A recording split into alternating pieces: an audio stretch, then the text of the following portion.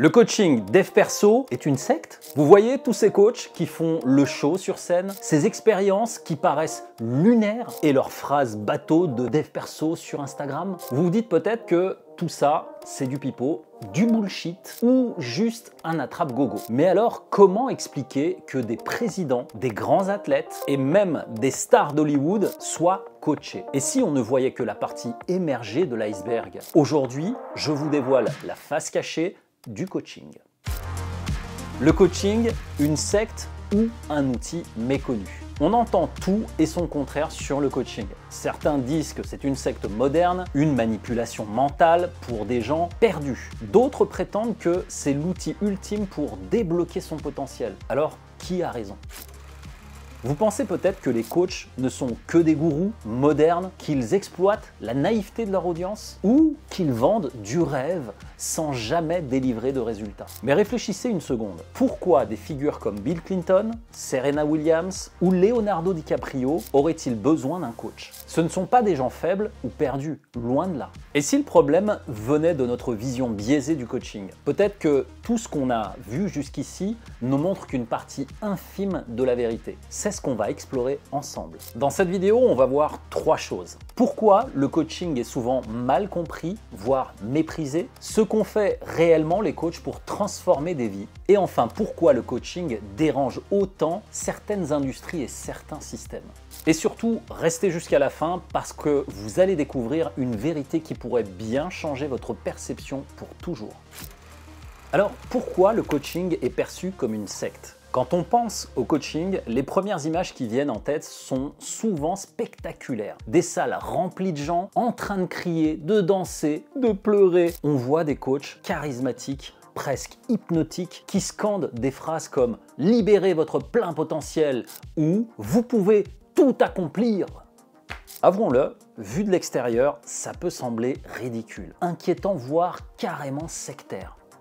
Les médias montrent souvent des extraits sensationnels de Tony Robbins qui fait marcher ses participants sur des braises ou ces fameux moments de catharsis collective où tout le monde explose en larmes. Ces images frappantes, isolées de leur contexte, donnent l'impression que les coachs manipulent les foules vulnérables. Prenez l'interdiction de Tony Robbins en France. On en parle comme si c'était un gourou dangereux, mais on oublie que ces séminaires rassemblent des millions de participants satisfaits dans le monde entier. Alors pourquoi les extrêmes font vendre? Les médias adorent les histoires qui divisent, le coach gourou qui endoctrine ou le participant naïf qui se ruine pour un programme inutile. Mais ce qu'ils ne montrent pas, ce sont les transformations réelles, ce que ressentent les gens en repartant d'un séminaire ou d'une session de coaching.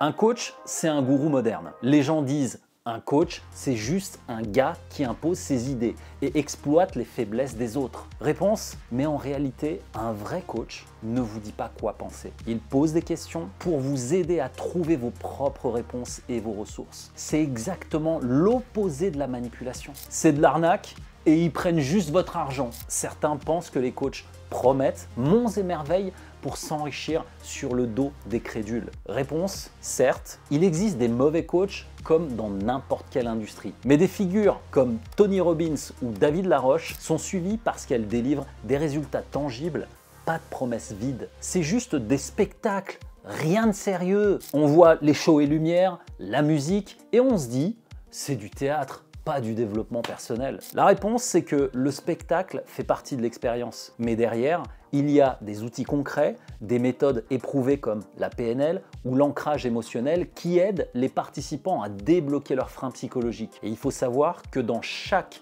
événement de Tony Robbins, une batterie de psychologues et de personnel qui est spécialisé dans la psychologie sont là pour encadrer les gens. Et l'impact des figures médiatiques comme Tony Robbins sur le coaching, eh bien, va être positif. Quand on parle de coaching, Tony Robbins est souvent la première référence, mais il est aussi l'un des plus critiqués. En France, très peu de coachs osent parler ouvertement de ces critiques. Pourtant, ceux qui participent à ces événements ou travaillent avec des coachs témoignent d'une chose, ça change leur vie.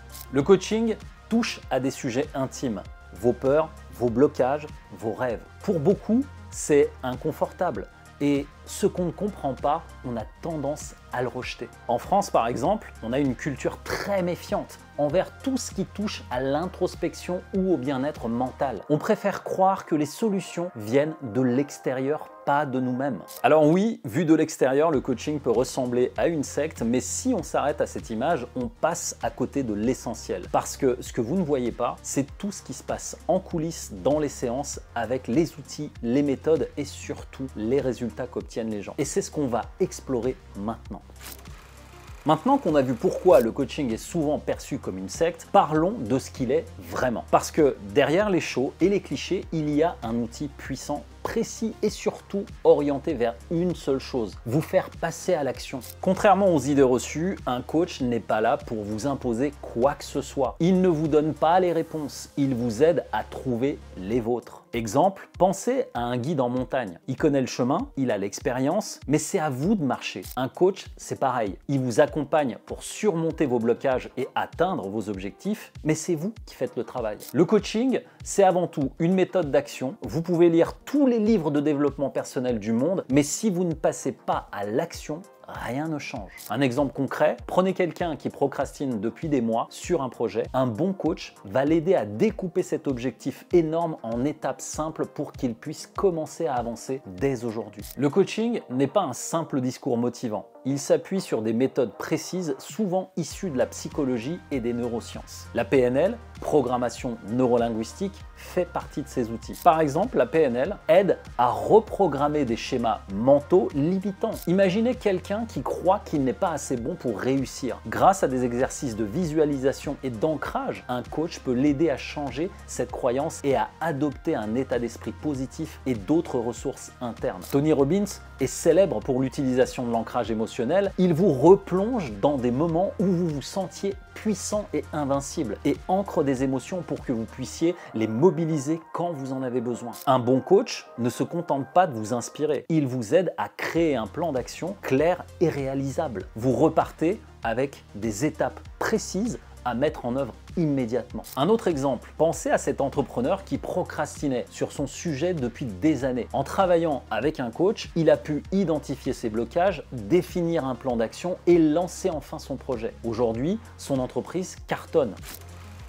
Le coaching encourage les gens à se poser des questions profondes. Qu'est-ce que je veux vraiment? Qu'est-ce qui m'empêche d'avancer? Et ce genre de réflexion est inconfortable autant pour les individus que pour la société. On préfère souvent rester dans notre zone de confort, même si elle est inconfortable, plutôt que de remettre tout en question. C'est un défi à la culture du statu quo. Notre société valorise souvent la stabilité et la conformité, mais le coaching pousse à l'action, à l'innovation et parfois à briser les normes. C'est pour ça qu'il peut effrayer.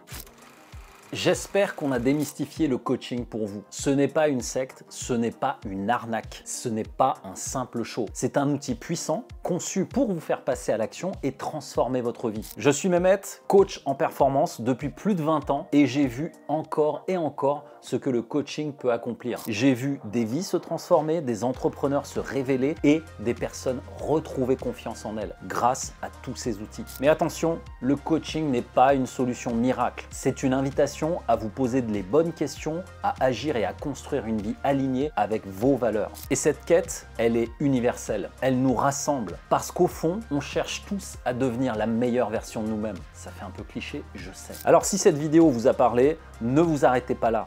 Découvrez notre vidéo dédiée à Tony Robbins, le coach numéro 1 mondial pour comprendre encore plus profondément ce qu'un vrai coach peut apporter. Et surtout, demandez-vous, est-ce que ce ne serait pas le moment pour vous de commencer à changer?